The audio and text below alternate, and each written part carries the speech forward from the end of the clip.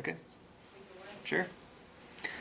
Thanks for joining us this morning. We're excited to be sharing the findings of a report that we worked on between Multnomah County, Clackamas County, and Washington County as a regional effort between all three health departments. And this report is about urban heat. And there's a phenomenon called the urban heat island effect, which causes heat to build up in urban areas. And so they're hotter than surrounding areas. And that also varies across urban areas within cities. And that's what our study is about today. And the origins of this go to the 2021 heat dome. And I think we learned some hard lessons during that event, and it showed us just how susceptible to heat we are. We lost dozens of beloved community members across the metro area. And during that event, it was my role to be looking through emergency department records and visits. And when I started seeing reports of people being found unresponsive at a bus stop or in their front yard, it became clear just how much pain and suffering an extreme event like this can cause. And we know that for every death or emergency department visit, there were lots of other people who were experiencing pain in their homes. And climate change is making it more likely that we'll experience another event like that in the future. I think for all of us who experienced that, and especially the folks who were responding to the urgent needs during that time, we want to make sure we're better prepared. And what we have to share today is a tool to help us prepare and do a better job next time. It helps us understand vulnerability. It helps lots of organizations from across the metro area take action to reduce risks. What we did is we worked with volunteers to place sensors on cars, and those volunteers drove predetermined routes across the metro area at 3 times during the day, and with sensors on their cars that could record the temperature many, many times every minute. And working with a team of consultants, we're able to turn that into a map of the entire metro area that shows us where the hottest and coolest places are. What we found is a 17-degree difference between the hottest and the coolest places. And for some people, that could be the difference between life and death, or going to the emergency room, or feeling safe and cool enough in your home. We found that the hotter places were in areas with lots of pavement and low-slung buildings and not very much tree canopy. Often those were along transportation corridors like I-205 or TV highway. What is amazing about this project is that it's a community science project. So we worked with hundreds of volunteers who took part in this and helped collect all the data. This is a model that's been done in cities around the world, many in the US, and we had some support from the National Weather Service in choosing our day to make this happen. But I'm proud to say that this event was the largest of its kind in the world so far, and it covered over 400 square miles. The data that we collected are already being put to work in ways that will protect our communities for decades to come.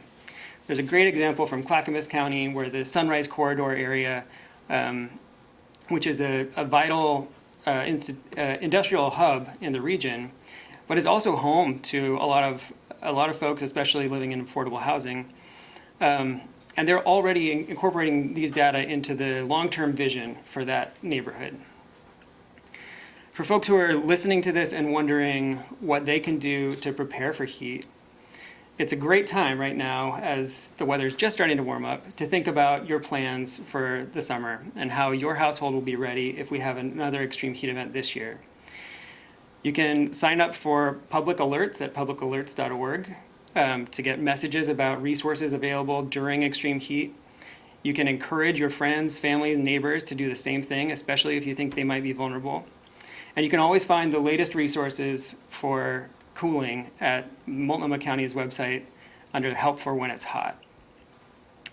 I want to just make sure to especially thank everyone who was involved in this study, the hundreds of volunteers, the other organizations, our partners in Clackamas and Washington County. And I am delighted that we have one volunteer who joined us on campaign day who is also here today and can come and share her story. While she's walking, Yeah. did you give your name and spelling? I did not. Let me do that. I'm Brendan Haggerty. I'm the Healthy Homes and Communities Manager at Multnomah County Health Department. The spelling is BRENDONHAGGERTY. Hi everyone, my name is Draisha Brannon. I was one of the citizen scientists or volunteers for this heat mapping campaign.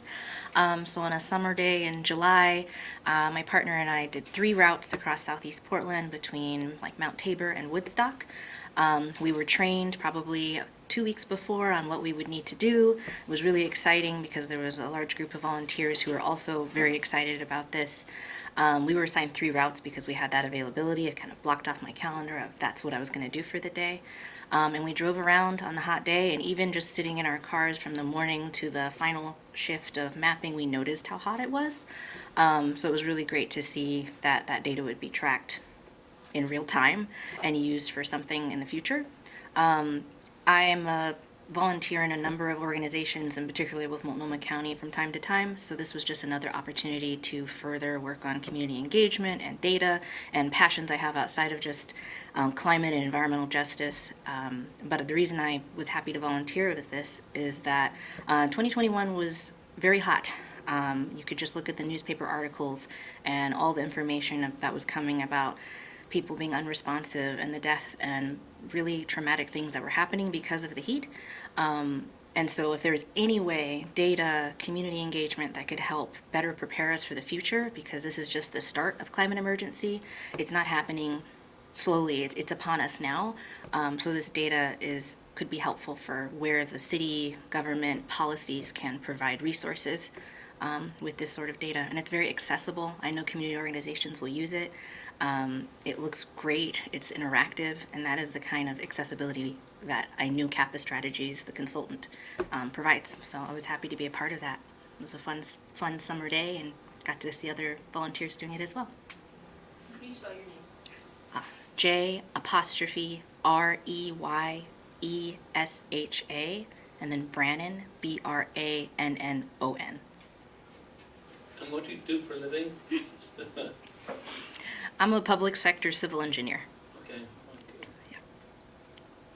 And Brendan, do you want to walk through the map a little bit, or Sure. J-Raj? Sure, Raj maybe. can explain it. J-Raj, can you pull up the routes that people drove? Yeah.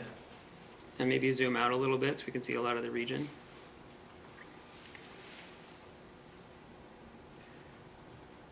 So that's great, thank you. So here you can see the routes these were the predetermined routes that volunteers drove on campaign day, which was last July. And they're these squiggly routes, and you can see they cover most of the region. And from those direct measurements, what we were able to do is using the landscape around them is make an estimate of what the temperature was for the entire region. And what that looks like is if you bring up the evening map, J-Raj, it fills in around all those routes. And you can see that we have areas like Forest Park, which you would expect to be nice and cool with all that big tree canopy, that show up as cooler. Areas with a lot of pavement up by the airport, for example, less tree canopy, show up as hotter. And we did this at 3 times of the day. And when you look at the morning, afternoon, and evening, you see a little bit different distribution. So you want to pull up the morning, J-Raj?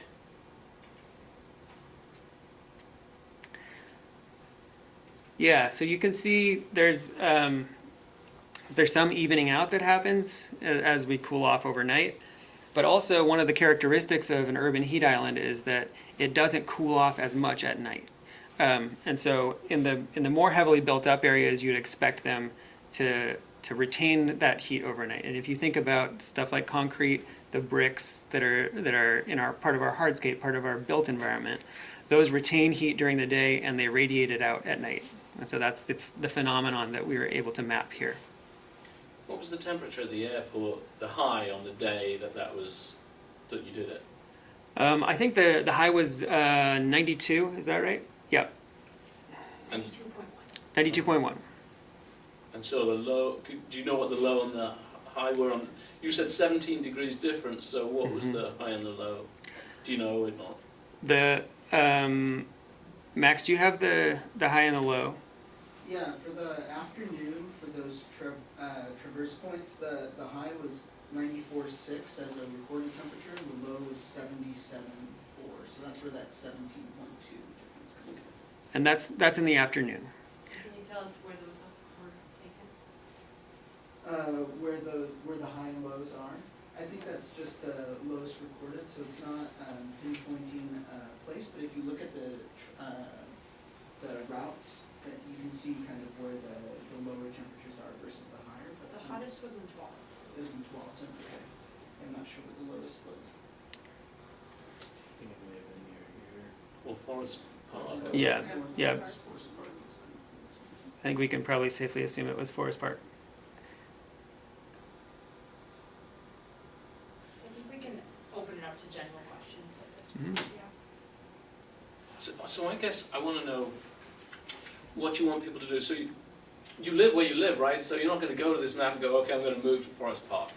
But what do you want people to do, like the factual things, and not just people, but governments when they see this kind of thing? Yeah, I mean, we hope that systems and environments change over the course of years to make us more resilient to events like this. So in areas where we see warmer spots, we can target those for tree planting, for example, or removing some of the pavement that we have in place. And that's something that many types of organizations can do. A lot of government agencies have a role in that. There are also things that community organizations and community members can do.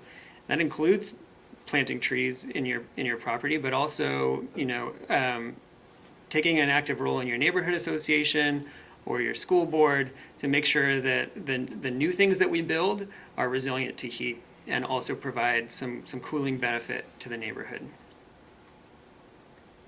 Joelle Jones with Clean Six. I can't help but see the correlation between these maps and old redlining maps. Can you talk about who's disproportionately impacted by these kind of heat events? Yeah, it's a great question. There are studies that have shown a correlation between urban heat in Portland and redlining. Redlining being the historic practice of excluding some racial groups from neighborhoods. And what we see today is we definitely have pockets where there are folks who have a lot of different kinds of vulnerability or different demographic factors that are contributing. We note an example in Wood Village that we found, which is a very warm spot in Multnomah County among the cities. And Wood Village has a very high Latinx population, for example. How are you going to use this data with other data that already exists out there? You know, like, we may know that, let's say, 12 is hot, or Wood Village is hot, but, you know, populations of those two are very different. You know, people in one place may be able to afford ACs, in another place not. In one place they may already have a lot of ACs, and the other not. So, just, you know, or maybe the age of buildings. Like, how is that going to work with other stuff?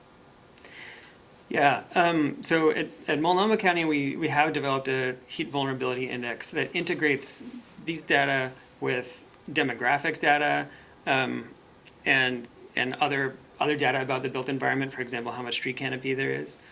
And that helps us understand different parts of what we think of as vulnerability, both how exposed people are to heat, but also what's their capacity to cope with it, and what biological traits might they have that are making them more susceptible to heat illness. And that helps us prioritize resources. It can be a good check for us to make sure, do we have a cooling center that's open in that part of the county, for example, during a heat event. And it also can help influence our planning and our long-term decisions. I'm really excited about a grant that we have from the EPA in the Rockwood neighborhood, which is one of the most diverse neighborhoods in the state, but also has some of the lowest tree canopy. And we have a grant from EPA to help us do tree planting and weatherization in that neighborhood. The data like these ones help us make the decisions on where we can pursue resources for those types of projects. I know that you mentioned that Clackamas County is already starting to integrate some of this data into some of their policies, or at least they're trying to get that incorporated into their plan. Is Multnomah County already doing that? And if so, what steps are being taken? Yeah, we have eager partners at in local jurisdictions at the city level who are ready to integrate the data into tree planting plans, sustainability plans, neighborhood plans, even some transportation planning. At the county ourselves, we have less of the county that's sort of under our control for land use and transportation, but those offices are standing ready to use the data as well. And we're really excited that other partners are ready to use the data. HealthShare of Oregon, which is a coordinated care organization that funded this study, is ready to use the data in a system that they have where they can do outreach to patients who they have identified as being vulnerable to heat. And this helps them identify those patients not only in terms of their biological sensitivity, but also their geographic exposure. I understand the tree planting. Is there anything else you can do to reduce the heat? I mean, what are you really truly, you're not going to dig up a parking lot, right? I mean, or maybe that's the, I don't know. I mean, there are places where we can reduce asphalt. That's What's an for example of that? I think I think a good example might be we have a changing retail environment. For example, we don't need a parking lot that's sized for Christmas Eve at a mall in the same way we might have needed that a decade or two ago. We can think about repurposing some of that land in a way that's cooler for the surrounding neighborhood. But there are other things that we can do as well. Green roofs as an example, or reflective roofs help cool the local environment. We can design our buildings, especially the ones that we build new, to take advantage of passive cooling and provide shading to nearby places. Some cities around the country are starting to experiment with ensuring that we have shaded pathways to get to transit stops, for example. And we can also do things like varying the orientation and the height and scale of our buildings to help with airflow. And Brendan, will this impact where we locate emergency shelters? Yeah, as I mentioned, our heat vulnerability index is a good screening tool for us to make sure that we have a cooling center located in or near parts of the county that are showing up as hotter spots that also coincide with folks who are demographically more vulnerable. Can you talk about how this new data compares to the data that you already had with the heat vulnerability index? I know that has multiple data sets, Yeah. but specifically the heat one. Is this just more? Yeah, we'll get in the weeds. This is a good one. So what we had previously used was data derived from satellites, and that was estimating surface temperature, which is pretty different from what we experience. And what's nice about this is that it uses air temperature kind of close to head height. If you think about like the antenna of a car was about how high off the ground the sensors were. So what this gives us is a really high resolution look at what people are actually being exposed to. And a good example of how that might vary a lot is if you think of downtown and what the satellite might be seeing as a temperature on the roof of a really tall building. But that's different from what people are experiencing on the sidewalk. I think the other thing that's exciting about this is that it gives us a way to look regionally, not just, previously we've had similar data for say the city of Portland, and this gives us something that we can compare across the region. Was there any surprises in what you found? There were not a lot of surprises. I think this is consistent with scientific literature, which suggests that places that have more pavement and fewer trees are ending up showing up hotter on these maps. Could you take the data and compare with other cities, similar maps, and say, we're doing well or we're not doing well? I mean, I know geographically, but I just wondered, is there any comparisons that can be made, or have you made those? Yeah, there have been studies that do that. I think we'll leave that to the academics. But some of the studies that have been done, for example, go back to your question about redlining and looking at how similar or dissimilar or how persistent are those effects across different cities when you look at heat. So that's another way that we can kind of track our progress and see if we're making progress on making our neighborhoods more equitable at the same time we're making them more resilient to extreme heat.